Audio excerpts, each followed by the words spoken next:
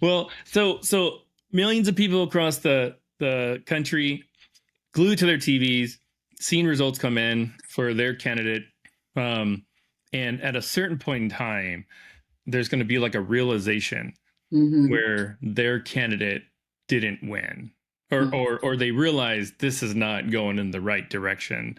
Right. And whether you're voting for Harris or whether you're voting for Trump, I get the sense that in that moment, there's going to be like a flood of, we'll call them conspiracy theories Yes. that kind Hmm. of help explain, like what's happening.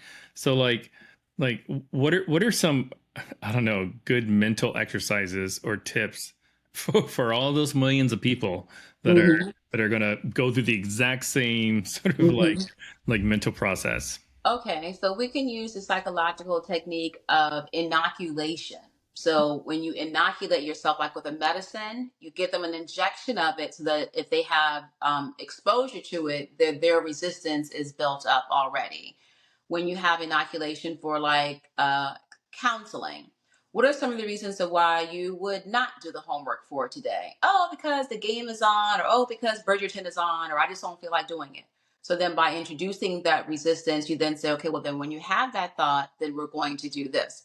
So we can apply the same techniques when it comes to election night. What will you do if your candidate does not win? What will you start thinking about yourself? What will you start thinking about this country, about your family? And then what can you do to still be happy despite the outcome? So start thinking about the possibility of losing.